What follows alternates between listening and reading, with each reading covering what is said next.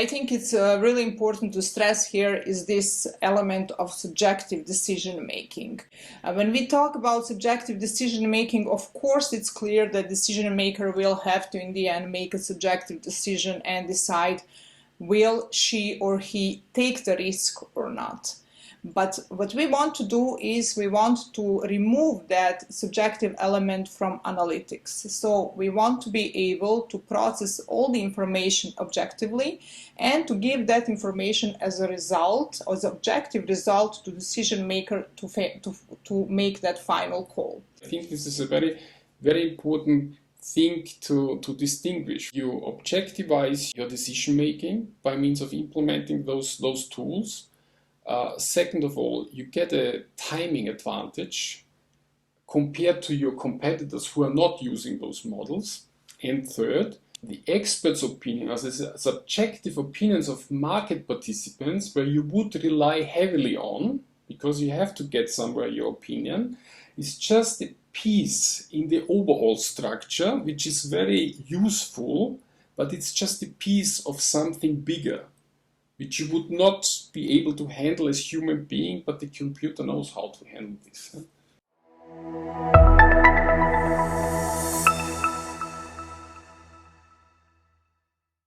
Predictive analytics tool is able to take all the data into account which human brain cannot process. The amount of data and also to analyze it at scale. So that we are taking into account soft market data, hard market data, what was happening in the past, comparing the patterns of the events in the past with the patterns in the present. So we are able to see what will happen in the far future, in the next couple of years, how we can see our investment, our portfolio or whatever we are risk assessing, or to get even warnings about risks or opportunities in near future, again, according to our goals. What we do avoid is that the analytics is made, first of all, insufficiently, because human brain simply cannot process that amount of data like machines. Second of all, that the analytics is not so deep, because again, human capabilities are not so big that we can do all this analytics at scale, which machines can, and the range of data.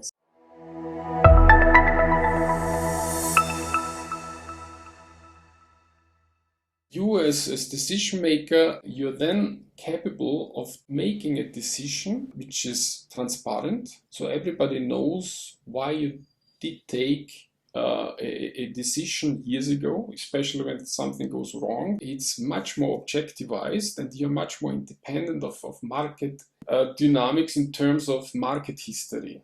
Because what does a hot market mean? That anybody is in the opinion of the market to be hot. Yeah? My experience was this with real estate markets in Eastern Europe in 2005, 2006. Of course, anybody knew that things got expensive, but everybody was so convinced about the market that it cannot stop there.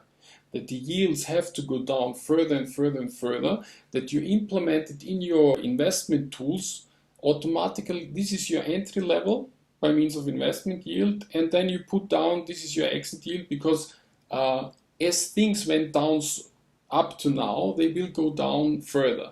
And this is exactly this subjective market dynamic you have in the market, which influences your decision in a subjective way, which you pull out when you implement those models, and you get it on an objectivized, transparent, structured way.